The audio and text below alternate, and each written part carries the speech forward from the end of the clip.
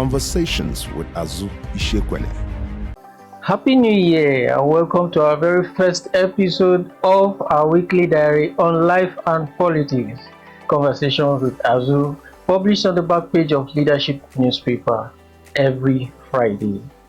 Whenever there is a conflict or a crisis, the only people, non-combatants, you find running in the direction of conflict are newsmen and journalists.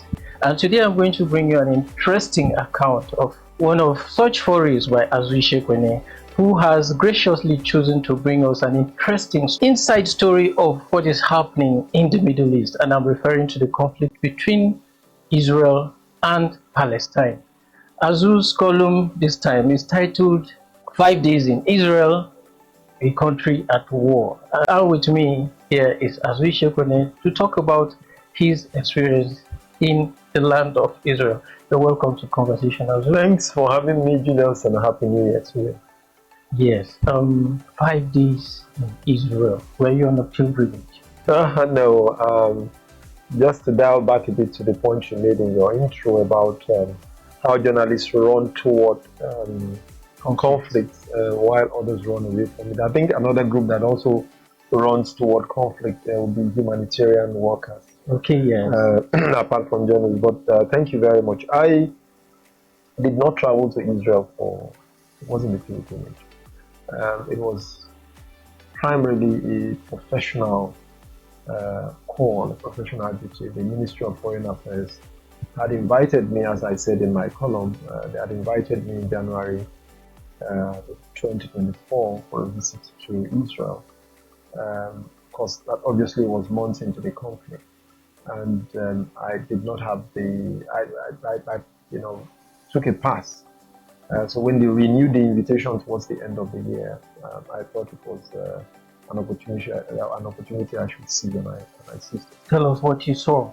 Well, a good deal of what I saw I already shared in my column, and perhaps in subsequent columns I would also comment a bit more. It was a trip that was on from the 15th of December to the 19th, so it was a 5-day trip. It was very intense indeed. It was a trip that gave me and colleagues from some other African countries who were also on that mission the opportunity to have to talk with Israelis who were impacted and who have obviously been traumatized by the conflict. So what I did more or less from my trip, which began from Tel Aviv all the way to Jerusalem and then up north to Nazareth, to the mountains and the border with Lebanon, was to engage different families and people who were impacted, and I tried on my return to tell the story through their own eyes and through their experiences.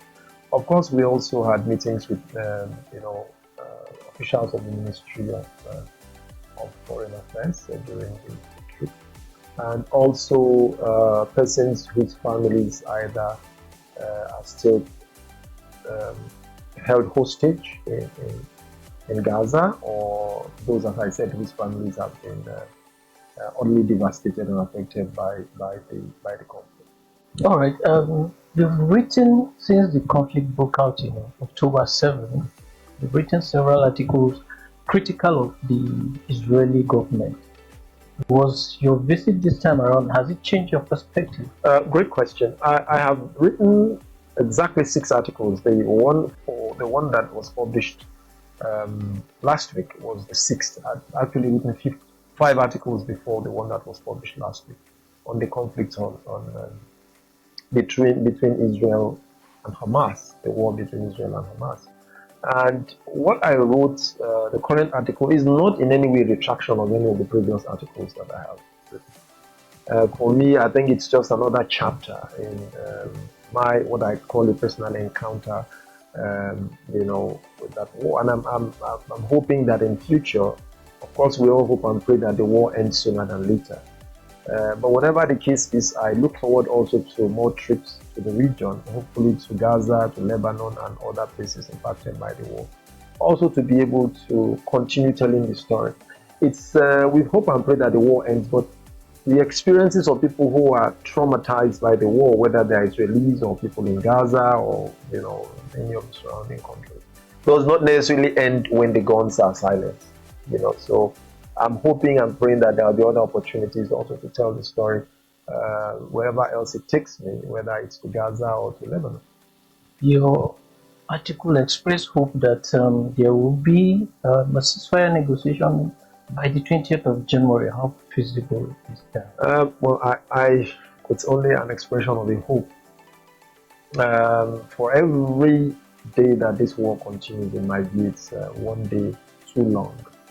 And there have been several attempts to broker a peace deal, but of course, two notable ones of several attempts. I'm just hoping that by 20th, when President Trump comes into office for his second term, that on or around that time, that the parties to the dispute would be able to find this, at least a permanent ceasefire, because what they've just had is a ceasefire hanging by a thread. I'm hoping that they'll be able to find a permanent ceasefire, and that the rebuilding of lives that have been utterly ruined and devastated by this conflict can then well and truly begin.